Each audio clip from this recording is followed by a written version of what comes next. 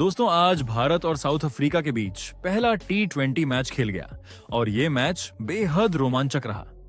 जी हां, इस वीडियो में हम आपको इस मैच का पूरा हाइलाइट्स बताएंगे, तो वीडियो को अंत तक जरूर देखें। और अगर वीडियो पसंद आया तो एक लाइक जरूर करें। लाइक टारगेट है 1000 लाइक्स। दोस्तों, भारत और दक्षिण अफ्रीका के बीच पहला T20 मुकाबला आज कटक में खेला गया। टॉस के समय दोनों टीमों के खिलाड़ियों में उत्साह साफ दिखाई दे रहा था। टॉस दक्षिण अफ्रीका के कप्तान एडेन मार्करम ने जीता और बिना किसी झिझक के पहले गेंदबाजी करने का फैसला किया। उनका मानना था कि पिच पर शुरुआती समय में गेंदबाजों को मदद मिल सकती है, इसलिए भारत को शुरुआत में दबाव में लाना आसान होगा। भारतीय टीम की तरफ से ओपनिंग करने उतरे अभिषेक शर्मा और उपकप्तान शुभमन गिल। सभी की नजरें शुभमन पर थीं, क्योंकि वह चोट से वापस लौटे थे और हर कोई उम्मीद कर रहा था कि वह शानदार पारी खेलेंगे। दक्षिण अफ्रीका की ओर से पहला ओवर डालने आए लुंगी एनगिडी। उन्होंने अपनी दूसरी ही गेंद पर शुभमन गिल को एक चौका दे दिया। गिल ने थोड़ा सा रूम बनाकर थर्ड मैन की दिशा में गेंद को स्लाइस किया और बाउंड्री निकाल ली। ऐसा लगा कि उनकी पारी अच्छी चलेगी, लेकिन अगली ही गेंद पर कहानी बदल गई। एनगिडी की लेंथ गेंद मिडिल और लेग की लाइन पर पड़ी। गिल थोड़ा बाहर हटकर गेंद को टाइम करते हुए मिड ऑफ के ऊपर से खेलना चाहते थे, लेकिन उन्हें बिल्कुल भी टाइमिंग नहीं मिली। गेंद हवा में काफी ऊंची चली गई और यानसन ने अपने दाएं ओर 2-3 कदम चलते हुए बेहद आसान कैच लपक लिया। ऐसा लगा कि गेंद रुककर आई और उछाल भी थोड़ी ज्यादा थी, जिस कारण गिल शॉट को पूरी तरह नियंत्रित नहीं कर पाए। चोट से वापसी कर रहे गिल के लिए यह निराशाजनक शुरुआत रही। वे सिर्फ 4 रन बनाकर आउट हो गए और भारत का स्कोर शुरुआती ओवर में ही 1 विकेट पर 4 रन हो गया। अब बल्लेबाजी करने आए भारतीय कप्तान सूर्यकुमार यादव। उनके आने के बाद अभिषेक और सूर्या दोनों ने थोड़ी संभल कर बल्लेबाजी शुरू की। पहले ओवर में भारत को 6 रन मिले, लेकिन यानसन का दूसरा ओवर बेहद कसा हुआ रहा, जिसमें भारत सिर्फ 1 रन ही जोड़ पाया। दक्षिण अफ्रीकी गेंदबाजन शुरू से ही लाइन लेंथ पर टिके रहे और भारतीय 1 रन ही जोड़ पाया। तीसरे ओवर में आखिरकार सूर्यकुमार यादव ने हाथ खोलने शुरू किए। ओवर की दूसरी गेंद पर उन्होंने मिड विकेट के ऊपर से शानदार चौका लगाया। अगली ही गेंद पर उन्होंने अपने अंदाज में एक बेहतरीन छक्का जड़ दिया। यह गेंद फुल लेंथ पर थी और पैड पर आ रही थी, जो सूर्या का पसंदीदा एरिया माना जाता है। उन्होंने गेंद को अपने पैड से पिक करते हुए डीप स्क्वायर लेग के ऊपर से काफी दूर भेज दिया। स्टेडियम में मौजूद दर्शक सूर्या की इस टाइमिंग और ताकत को देखकर खुश हो उठे, लेकिन छक्का लगाने के बाद अगली ही गेंद पर सूर्यकुमार यादव भी उसी गलती का शिकार हो गए जो शुभमन गिल ने की थी। गेंद गुड लेंथ पर ऑफ स्टंप के पास पड़ी और सूर्या ने इसे हल्के हाथ से मिड ऑन के ऊपर चिप करने की कोशिश की।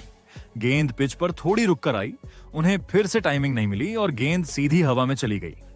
इस बार मार्करम ने मिड ऑन पर आसान कैच पकड़कर भारतीय कप्तान को पवेलियन भेज दिया। सूर्या ने 12 रन बनाए और भारत 17 रन पर अपने दोनों मुख्य बल्लेबाज खो चुका था। पावर प्ले में इतने समान तरीके से 2 विकेट गिरना भारतीय टीम के लिए बड़ा झटका था। इसके बाद बल्लेबाजी करने आए युवा खिलाड़ी तिलक वर्मा। उसी ओवर की चौथी गेंद पर अभिषेक शर्मा ने यानसन की शॉर्ट गेंद को पुल करते हुए शानदार छक्का लगाया। यह शॉट भारत की पारी में पहली बार आत्मविश्वास लाता दिखा और दर्शकों ने भी जोरदार तालियां बजाईं। चौथा ओवर डालने आए लुथो सिपामला। उनकी पहली गेंद विकेट कीपर के पास से निकलकर बायज में 4 रन के रूप में भारत को मिल गई। हालांकि इसके बाद सिपामला ने बेहद सटीक गेंदबाजी की और अगली 5 गेंदों में भारत सिर्फ 4 रन ही जोड़ पाया। भारतीय बल्लेबाजों को उनकी लाइन लेंथ समझने में दिक्कत आई और रन बनाना मुश्किल हो गया। इस ओवर से भारत को कुल 6 रन मिले। पहले 5 ओवरों में भारत की शुरुआत काफी धीमी और संघर्षपूर्ण रही। दोनों शीर्ष बल्लेबाज जल्दी आउट हो गए थे और जो खिलाड़ी क्रीज पर थे उन्हें भी दक्षिण अफ्रीका की गेंदबाजी के सामने आसान नहीं लग रहा था। 5 ओवर के बाद भारत का स्कोर 32 रन पर 2 विकेट था और टीम को आगे अच्छी साझेदारी की जरूरत थी ताकि पारी को स्थिर किया जा सके। पावर प्ले का आखिरी यानी छठा ओवर फेंकने आए मार्को यानसन। भारत को शुरुआती झटकों के बाद अब तिलक वर्मा और अभिषेक शर्मा से उम्मीद थी कि वे रन गति बढ़ाएंगे। ओवर की दूसरी गेंद पर तिलक ने बेहतरीन टाइमिंग के साथ मिड विकेट की दिशा में चौका जड़ दिया। गेंद बल्ले पर इतनी शानदार आई कि फील्डर को हिलने का भी मौका नहीं मिला। फिर ओवर की आखिरी गेंद भी तिलक ने उसी आत्मविश्वास के साथ खेली और एक और चौका लगा दिया। ओवर से कुल 8 रन आए और इसके साथ ही पावर प्ले के 6 ओवर खत्म हुए। भारत का स्कोर था 40 रन पर 2 विकेट। यह भी दिलचस्प रहा कि पहली बार अभिषेक शर्मा ने पूरा पावर प्ले खेल लिया, लेकिन इसके बावजूद रन सिर्फ 40 ही बने। यह शुरुआत भारत के हिसाब से थोड़ी धीमी मानी गई, क्योंकि टीम ने 2 विकेट भी गंवा दिए थे और रन गति भी बहुत तेज नहीं थी। लेकिन 7वें ओवर में माहौल थोड़ा बदला।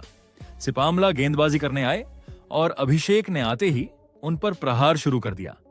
उन्होंने लगातार 2 गेंदों पर खूबसूरत चौके जमाए, एक एक्स्ट्रा कवर दिशा में और दूसरा मिड विकेट के ऊपर से। ऐसा लगने लगा कि अब भारत की पारी गति पकड़ने वाली है। दर्शक भी उत्साहित हो उठे थे, क्योंकि अभिषेक के शॉट काफी आकर्षक थे। मगर सिपामला ने तुरंत वापसी की। अगली ही गेंद स्लोअर लेंथ पर लेग स्टंप की तरफ फेंकी गई। अभिषेक सफल होकर अंदर आए और गेंद को फाइन लेग की दिशा में हेल्प करने का प्रयास किया, लेकिन गेंद में इतनी रफ्तार नहीं थी कि वह बाउंड्री तक जा सके। गेंद हवा में तैरती हुई फाइन लेग के पास जा रही थी। यानसन ने तेजी से बाएं ओर दौड़ लगाई और डाइव लगाकर एक शानदार कैच पकड़ लिया। अभिषेक को यकीन ही नहीं हुआ कि वह आउट हो गए हैं। चेहरे पर निराशा साफ दिख रही थी, क्योंकि टीम थोड़ी रफ्तार पकड़ ही रही थी कि एक और विकेट गिर गया। अभिषेक शर्मा ने 12 गेंदों में 17 रन बनाए और भारत का तीसरा विकेट 48 रन पर गिरा। इसके बाद टीम ने थोड़ी रणनीति बदली और अक्षर पटेल को प्रमोट करते हुए ऊपर भेजा गया, ताकि वे पारी को स्थिर करें और स्ट्राइक रोटेट करते रहें। 8वां ओवर डालने आए एनरिक नॉर्किया। उनकी गति और सटीकता के सामने भारतीय बल्लेबाज बड़े शॉट नहीं खेल पाए। इस ओवर से भारत को सिर्फ 4 सिंगल्स मिले। नॉर्किया ने अपनी तेज गेंदों से बल्लेबाजों को खुलकर खेलने ही नहीं दिया और लगातार दबाव बनाए रखा। 9वां ओवर आया केशव महाराज की स्पिन गेंदबाजी के साथ। तिलक और अक्षर ने इस ओवर में जोखिम कम लिया और स्ट्राइक बदलकर रन जुटाते रहे।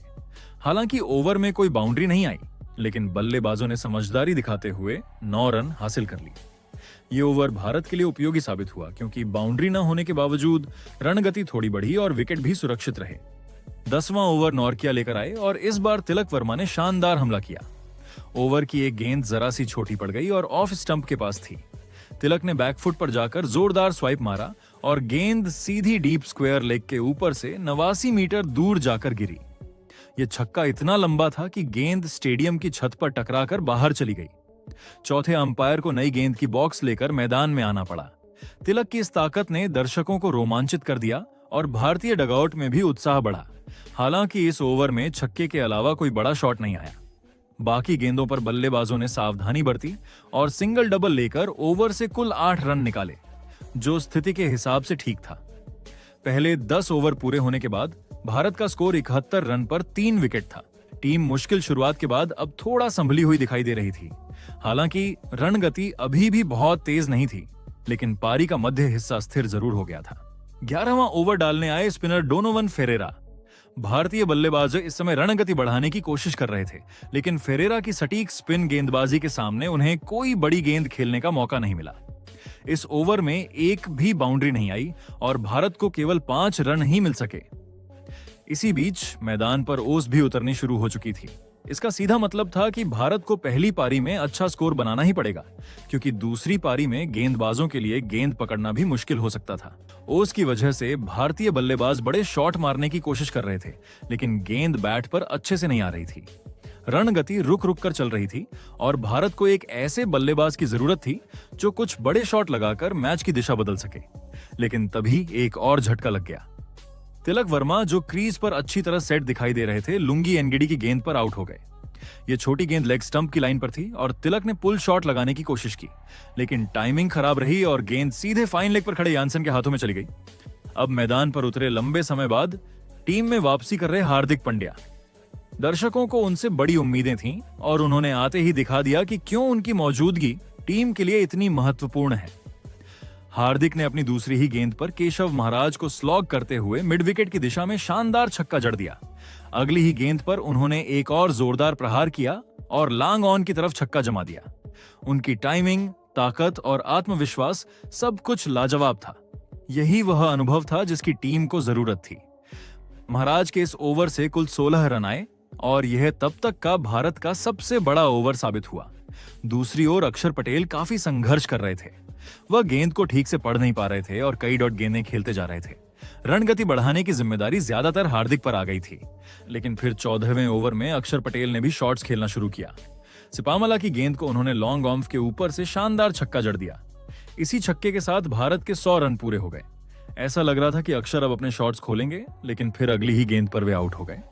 गेंद थोड़ी शॉर्ट थी और ऑफ स्टंप के बाहर पड़ी। अक्षर ने इसे लेट खेलते हुए बैकवर्ड पॉइंट की दिशा में कार्व किया, लेकिन गेंद हवा में चली गई और फेरेरा ने आराम से रिवर्स कप में कैच पकड़ लिया। अक्षर भी अपनी अच्छी शुरुआत को बड़ी पारी में नहीं बदल सके। उन्होंने 21 गेंदों में 23 रन बनाए। सिपामला का यह दूसरा विकेट था और भारत का 5वां विकेट 104 रन पर गिर गया। अब बल्लेबाजी करने आए शिवम दुबे। हार्दिक पांड्या इस समय बेहतरीन लय में थे। वे आक्रामक भी खेल रहे थे और समझदारी भी दिखा रहे थे। 2 विकेट जल्दी गिरने के बाद भी हार्दिक ने दबाव बिल्कुल महसूस नहीं होने दिया। अगले ओवर में हार्दिक ने नॉर्किया के खिलाफ शानदार बल्लेबाजी जारी रखी। उन्होंने ऑफ साइड में जगह बनाकर कट शॉट खेला और गेंद सीधे पॉइंट बाउंड्री की ओर पहुंची। यह चौका उनकी क्लास का प्रमाण था। अब तक वे सिर्फ 7 गेंदों में 20 रन बना चुके थे, यानी स्ट्राइक रेट 250 के आसपास। यही नहीं, इसी ओवर में हार्दिक ने नॉर्किया की एक और गेंद को लॉन्ग ऑन ऑफ की तरफ चौके के लिए भेज दिया। यह शॉट पावर और प्लेसमेंट का बेहतरीन मिश्रण था। नॉर्किया की तेज गेंदबाजी के बावजूद हार्दिक पूरा नियंत्रण बनाए हुए थे। यह ओवर भारत के लिए बेहद फायदेमंद रहा और टीम ने इस एक ओवर में कुल 17 रन जोड़ लिए। 15 ओवर पूरा होने पर भारत का स्कोर 121 रन पर 5 विकेट था। हार्दिक पांड्या सिर्फ 11 गेंदों में 26 रन बनाकर क्रीज पर डटे थे और उनकी बल्लेबाजी देखने लायक थी। दूसरी ओर शिवम दुबे भी क्रीज पर मौजूद थे और भारत अंतिम 5 ओवरों में बड़ा स्कोर बनाने की स्थिति में पहुंच चुका था। 16वां ओवर शुरू हुआ और इस ओवर में शिवम दुबे ने भी अपनी पारी की रफ्तार बढ़ानी शुरू की। एनगिडी गेंदबाजी करने आए थे और शिवम ने उनकी चौथी गेंद को शानदार तरीके से मिड ऑफ की दिशा में खेलते हुए चौके में तब्दील कर दिया।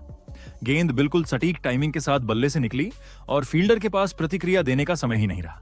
इसके बाद ओवर की आखिरी गेंद पर शिवम ने फाइन लेग की दिशा में एक और बेहतरीन चौका जड़ दिया। इस ओवर से भारत को कुल 10 रन मिले और पारी की रफ्तार थोड़ी तेज हो गई। 17वां ओवर डालने आए मार्को यानसन। उनकी लंबाई और उछाल का फायदा मिलता दिखाई दे रहा था, लेकिन हार्दिक पांड्या ने दूसरी ही गेंद पर उनका सामना करते हुए एक बढ़िया पुल शॉट खेला और चौका कमा लिया। हालांकि इस चौके के बाद यानसन ने अपनी लाइन लेंथ को सख्त रखा और भारतीय बल्लेबाजों को खुलकर खेलने का मौका नहीं दिया। बाकी गेंदों पर केवल रन लेना पड़ा और ओवर से कुल 6 रन ही आए। हार्दिक ने पारी की शुरुआत शानदार की थी और अब भारत को उनसे उम्मीद थी कि वह अंतिम ओवरों में टीम को बड़ा स्कोर तक ले जाए, लेकिन अगले ओवर में थोड़ी मुश्किल आई। 18वां ओवर डालने आए डोनोवन फेरेरा और उनकी गेंद पर शिवम दुबे आउट हो गए। दुबे ने गेंद की लाइन गलत पढ़ी और स्विंग करने की कोशिश में चूक गए। गेंद सीधी जाकर मिडिल स्टंप से टकराई और उनका ऑफ स्टंप उड़ गया। शिवम दुबे ने 2-3 अच्छे शॉट खेले थे, लेकिन वह अपनी पारी को आगे नहीं बढ़ा सके। वह 9 गेंदों में 11 रन बनाकर आउट हुए और भारत का स्कोर 137 पर 6 विकेट हो गया। उनके आउट होने के बाद विकेटकीपर बल्लेबाज जितेश शर्मा क्रीज पर आए। अभी ओवर पूरा हो रहा था और हार्दिक स्ट्राइक पर थे। इसी ओवर में हार्दिक ने फाइन लेग की दिशा में एक खूबसूरत चौका लगाया, लेकिन फिर भी यह ओवर बहुत बड़ा नहीं जा सका। भारत ने इस ओवर से केवल 8 रन बनाए, जो अंतिम ओवरों के हिसाब से थोड़ा धीमा माना जाएगा। 19वां ओवर था और यहां से भारत को एक ऐसे बड़े ओवर की जरूरत थी जो मैच की तस्वीर पलट सके, और बिल्कुल ऐसा ही हुआ। सिपामला गेंदबाजी करने आए और ओवर की दूसरी गेंद पर हार्दिक पांड्या ने उन्हें जोरदार छक्का मार दिया। गेंद लेंथ पर थी और हार्दिक ने बिना किसी हिचक के लॉन्ग ऑन के ऊपर से गेंद को बाहर भेज दिया। इस छक्के के साथ भारत का स्कोर 150 के पार पहुंच गया। अगली ही गेंद पर हार्दिक ने एक और चौका जड़ दिया। यह शॉर्ट गेंद थी और उन्होंने इसे सीधे गेंदबाज के सिर के ऊपर से मार दिया। ओवर की आखिरी गेंद पर जितेश शर्मा ने भी अपनी उपस्थिति दर्ज कराते हुए एक शानदार छक्का लगाया। गेंद हल्की सी शॉर्ट पड़ी थी और जितेश ने स्विवल करते हुए डीप बैकवर्ड स्क्वायर लेग के ऊपर से गेंद को मैदान के बाहर भेज दिया। इस छक्के के साथ 19वें ओवर से भारत को पूरे 18 रन मिले। ये ओवर भारत की पारी का टर्निंग पॉइंट कहा जा सकता है, क्योंकि यहां से स्कोर तेजी से बढ़ा। अब बारी थी पारी के आखिरी ओवर की। 20वां ओवर डालने आए एनरिक नॉर्किया, जो अपनी तेज गेंदबाजी के लिए जाने जाते हैं। भारत को उम्मीद थी कि हार्दिक पांड्या यहां भी बड़े शॉट लगाएंगे और उन्होंने वही किया। ओवर की दूसरी गेंद पर नॉर्किया ने शॉर्ट गेंद फेंकी, बाहर ऑफ स्टंप के। हार्दिक ने बैकफुट पर जाकर देर से खेला और गेंद को थर्ड मैन के ऊपर से छक्का मार दिया। इस छक्के के साथ हार्दिक पांड्या ने सिर्फ 25 गेंदों में अपना शानदार अर्धशतक पूरा किया। ये पारी भारत को जीवित रखने वाली पारी थी और कटक का पूरा स्टेडियम तालियों और शोर से गूंज उठा। इसी ओवर की चौथी गेंद पर हार्दिक ने लॉन्ग ऑन की दिशा में एक और चौका जड़ दिया। उनकी टाइमिंग लाजवाब थी और गेंद एकदम सीधी रेखा में बाउंड्री की ओर चली गई। इस ओवर में भारत ने 12 रन हासिल किए और पारी समाप्त हुई। भारत ने 20 ओवर में 6 विकेट खोकर कुल 175 रन बनाए। खास बात यह रही कि भारत ने आखिरी 10 ओवर में लगभग 100 रन बनाए, यानी पूरी पारी का आधा हिस्सा सिर्फ अंतिम चरण में आया। इसमें सबसे बड़ी भूमिका हार्दिक पांड्या ने निभाई, जिन्होंने 28 गेंदों में नाबाद 59 रन बनाए। उनकी पारी में 6 चौके और 4 छक्के शामिल थे। वहीं दूसरे छोर पर जितेश शर्मा भी नाबाद लौटे, जिन्होंने 5 गेंदों में 10 रन बनाए। भारत द्वारा दिए गए लक्ष्य का पीछा करने के लिए दक्षिण अफ्रीका की टीम मैदान पर उतरी। क्विंटन डी कॉक और कप्तान एडन मार्करम ने पारी की शुरुआत की। पहली गेंद से ही मैच में रोमांच आ गया। पहला ओवर डालने आए अर्शदीप सिंह और उन्होंने अपनी दूसरी ही गेंद पर भारत को शुरुआती सफलता दिला दी। गेंद फुल लेंथ पर थी, हल्का सा आउटस्विंग था और डी कॉक ने ड्राइव खेलने का प्रयास किया। गेंद उनके बल्ले का मोटा किनारा लेती हुई सीधे सेकंड स्लिप पर खड़े अभिषेक शर्मा के हाथों में चली गई। अभिषेक ने शानदार कैच पकड़ा और डी कॉक बिना असर छोड़े ही आउट हो गए। उन्होंने पिछली ओडीआई में शतक लगाया था, लेकिन वापसी के बाद इंटरनेशनल क्रिकेट में उनका फॉर्म स्थिर नहीं रहा है। डी कॉक के आउट होने के बाद क्रीज पर आए ट्रिस्टन स्टब्स। उन्होंने आते ही आत्मविश्वास दिखाते हुए एक चौका जड़ा। पहला ओवर 6 रन पर समाप्त हुआ। इसके बाद दूसरा ओवर डालने आए जसप्रीत बुमराह। बुमराह ने अपनी लाइन और लेंथ से बल्लेबाजों को जकड़ लिया और इस ओवर में सिर्फ 4 रन ही बने। तीसरा ओवर एक बार फिर अर्शदीप को दिया गया। ओवर की दूसरी गेंद पर स्टब्स ने लंबा शॉट खेला और लॉन्ग ऑफ की दिशा में चौका हासिल किया, पर अगली ही गेंद पर बड़ा मोड़ आया। गेंद बैट के पास से निकलते ही भारतीय खिलाड़ियों ने जोरदार कॉट बिहाइंड की अपील कर दी। अंपायर ने नॉट आउट दिया, लेकिन भारत ने तुरंत डीआरएस ले लिया। रिप्ले में साफ दिखा कि गेंद ने अंदरूनी किनारा छुआ था और स्टब्स आउट घोषित हुए। उन्होंने 14 रन की पारी खेली और 16 रन पर दक्षिण अफ्रीका का दूसरा विकेट गिर गया। इसके बाद मैदान पर आए युवा बल्लेबाज डेवॉल्ट ब्रेविस। चौथा ओवर जसप्रीत बुमराह लेकर आए। ओवर की पहली ही गेंद पर उन्होंने मार्करम को चकमा दिया। गेंद ने बाहरी किनारा लिया और स्लिप के पास से निकलकर 4 रन के लिए चली गई। थोड़े समय बाद ओवर की 5वीं गेंद पर मार्करम ने शानदार फ्लिक शॉट खेला। गेंद हवा में उड़ी और लेग साइड की तरफ सीधा छक्के के रूप में बाहर गई। इस ओवर से दक्षिण अफ्रीका को कुल 10 रन मिले। 5वां ओवर डालने का फैसला सूर्यकुमार यादव ने किया और उन्होंने गेंद सौंप दी वरुण चक्रवर्ती को, लेकिन यह निर्णय भारत के लिए उल्टा पड़ गया। ब्रेविस ने चक्रवर्ती को आते ही निशाना बनाया। पहले एक तेज चौका, फिर अगली ही गेंद पर एक शानदार छक्का जड़ दिया। यहां सूर्या से रणनीति में गलती हो गई। उन्हें अर्शदीप को एक और ओवर देना चाहिए था, जो पिच से बेहतर मदद ले रहे थे। पहले 5 ओवर खत्म होने तक दक्षिण अफ्रीका का स्कोर था 40 रन पर 2 विकेट। हालांकि 2 विकेट गिरे थे, लेकिन रनगति अच्छी थी और दक्षिण अफ्रीका लक्ष्य का पीछा करने में अभी पूरी तरह मुकाबले में बना हुआ था। पावर प्ले का आखिरी यानी छठा ओवर डालने आए अक्षर पटेल और उन्होंने आते ही भारत को बड़ी सफलता दिला दी। ओवर की पहली ही गेंद फ्लैट थी, मिडिल लेग की लाइन पर पड़ी और बिल्कुल नहीं घूमी। गेंद तेजी से स्किड होकर भीतर आई। मार्करम बैकफुट पर जाकर इसे लेग साइड में खेलना चाहते थे, लेकिन गेंद उनकी बैट की अंदरूनी धार को चकमा देकर सीधे जाकर लेग स्टंप से टकराई। मार्करम 14 रन बनाकर आउट हुए और दक्षिण अफ्रीका ने पावर प्ले में अपना तीसरा विकेट खो दिया। ओवर की आखिरी गेंद पर डेवॉल्ट ब्रेविस ने लॉन्ग ऑन के ऊपर से शानदार चौका जड़ा, लेकिन इसके बावजूद इस ओवर से सिर्फ 5 रन और 1 विकेट ही आया। पावर प्ले खत्म होने पर दक्षिण अफ्रीका का स्कोर था 45 रन पर 3 विकेट। 7वां ओवर डालने आए हार्दिक पांड्या। उनकी पहली ही गेंद पर विकेट के पीछे जोरदार अपील हुई। अंपायर ने नॉट आउट दिया, लेकिन भारतीय खिलाड़ियों को शक था, इसलिए सूर्या ने तुरंत डीआरएस ले लिया। रिप्ले में साफ दिखा कि गेंद डेविड मिलर के बैट की अंदरूनी धार लेकर सीधा विकेट कीपर जितेश शर्मा के हाथों में गई थी। इस तरह मिलर 0 पर आउट हुए और भारत को बड़ी सफलता मिली।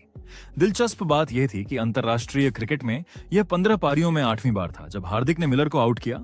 दक्षिण अफ्रीका अब 45 रन पर 4 विकेट खो चुका था। मिलर के आउट होने के बाद आए डोनोवन फेरेरा। उन्होंने आते ही हार्दिक की गेंद पर एक चौका लगाया, लेकिन इसके अलावा ओवर में कोई बड़ा शॉट नहीं आया और कुल 5 रन बने। 8वां ओवर लेकर आए वरुण चक्रवर्ती। चक्रवर्ती ने अपनी मुश्किल पड़ने वाली गेंदों से फेरेरा को बांध दिया। अंत में उन्होंने फेरेरा को विकेट कीपर जितेश शर्मा के हाथों कैच करवाकर पवेलियन भेज दिया। फेरेरा केवल 5 रन बना सके। इस विकेट के साथ दक्षिण अफ्रीका 50 रन पर ही 5 विकेट गंवा चुका था। चक्रवर्ती का यह ओवर शानदार रहा और यह ओवर विकेट मेडन साबित हुआ। 9वां ओवर हार्दिक पांड्या लेकर आए। ब्रेविस ने इस ओवर में एक चौका लगाया, जबकि मार्को यानसन, जो अभी अभी बल्लेबाजी करने आए थे, उन्होंने भी एक लंबा छक्का जड़ा। इससे दक्षिण अफ्रीका को कुछ राहत मिली और रणगति हल्की सी बढ़ी। 10वां ओवर फिर से चक्रवर्ती को दिया गया। यानसन ने ओवर की शुरुआत में उन पर प्रहार करते हुए एक शानदार छक्का जड़ दिया, लेकिन चक्रवर्ती ने तुरंत वापसी की। अगली ही गेंद पर उन्होंने एक बेहतरीन गूगली फेंकी। यानसन गेंद को पढ़ नहीं पाए और उनके स्टंप उड़ गए। ये विकेट दक्षिण अफ्रीका के लिए बड़ा झटका था, क्योंकि यानसन तेजी से रन बना सकते थे। पहले 10 ओवर खत्म होने पर दक्षिण अफ्रीका का स्कोर 68 रन पर 6 विकेट था। टीम बुरी तरह दबाव में थी और भारत मैच पर पूरी तरह हावी दिख रहा था। दक्षिण अफ्रीका की उम्मीदें अब उनके युवा स्टार डेवॉल्ट ब्रेविस पर टिक गई थीं। वह अब तक क्रीज पर टिके हुए थे और ऐसा लग रहा था कि अगर कोई बल्लेबाज भारत को चुनौती दे सकता है तो वह ब्रेविस ही होंगे। लेकिन 11वां ओवर शुरू होते ही भारत ने खेल की दिशा हमेशा के लिए बदल दी। 11वां ओवर फेंकने आए जसप्रीत बुमराह और उन्हें दोबारा गेंदबाजी पर लाने का निर्णय कप्तान सूर्य कुमार यादव का शानदार दांव साबित हुआ। सूर्या ने उन्हें वापस बुलाया ही इसलिए था कि वह बड़ा विकेट निकाल सकें, और बुमराह ने पहली ही कोशिश में कमाल कर दिया। दूसरी गेंद पर ब्रेविस बुमराह की तेज और शॉर्ट गेंद से पूरी तरह परेशान हो गए। गेंद ऑफ स्टंप के आसपास थी और इतनी स्पीड से आई कि ब्रेविस शॉट खेलते हुए जल्दीबाजी में आ गए। उनका बल्ला गेंद से ठीक से नहीं मिला और टॉप एज निकला, जो हवा में ऊपर उठा और सीधे कवर पर खड़े सूर्या के हाथों में जाकर समा गया। सूर्या ने कैच को बिल्कुल भी नहीं छोड़ा और भारत को मिला सबसे जरूरी विकेट। ब्रेविस 14 गेंदों में 22 रन बनाकर आउट हो चुके थे। अंपायर ने तुरंत नो बॉल की जांच करवाई, लेकिन थर्ड अंपायर ने साफ कहा कि बुमराह का पैर रेखा के पीछे है। जैसे ही पुष्टि हुई, ब्रेविस निराश होकर पवेलियन लौट गए। इस विकेट ने दक्षिण अफ्रीका की आखिरी उम्मीद लगभग खत्म कर दी और अब भारत पूरी तरह मैच पर हावी हो चुका था। लेकिन बुमराह का ओवर यहीं रुका नहीं। इस ओवर की 5वीं गेंद पर उन्होंने एक और विकेट उड़ा दिया। इस बार शिकार बने केशव महाराज। बुमराह ने तेज छोटी गेंद लेग साइड की ओर फेंकी। महाराज के पास शॉट खेलने के लिए जगह नहीं थी, फिर भी उन्होंने पुल करने की कोशिश की। उनका बल्ला गेंद से ठीक से नहीं जुड़ा और टॉप एज सीधा विकेट कीपर जितेश शर्मा के पास चला गया। महाराज खाता भी नहीं खोल पाए और दक्षिण अफ्रीका का एक और विकेट गिर गया। अब स्कोर बोर्ड केवल एक कहानी बता रहा था, दक्षिण अफ्रीका गहरी मुसीबत में था। इसके बाद 12वां ओवर लेकर आए अक्षर पटेल। उनकी गेंदबाजी पहले से ही बेहद सटीक चल रही थी।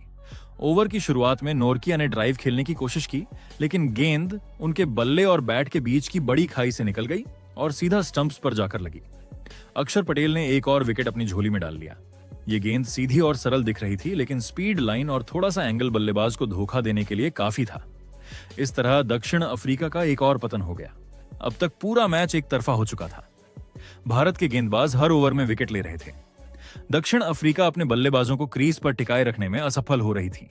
ऐसा लग रहा था कि टीम मानसिक रूप से टूट चुकी है। फिर 13वां ओवर आया और गेंदबाजी के लिए बुलाए गए शिवम दुबे। भले ही दुबे मुख्य रूप से बल्लेबाज माने जाते हैं, लेकिन आज उन्हें गेंद से भी सफलता मिलनी थी। उनकी ओवर की एक शॉर्ट गेंद पर सिपामला ने स्विंग करने की कोशिश की, लेकिन टाइमिंग बिल्कुल गलत हो गई। गेंद बल्ले की बॉटम एज लेकर नीचे डगमगाई और स्लिप पर खड़े अभिषेक शर्मा ने शानदार लो कैच पकड़ लिया। यह दक्षिण अफ्रीका का आखिरी विकेट था।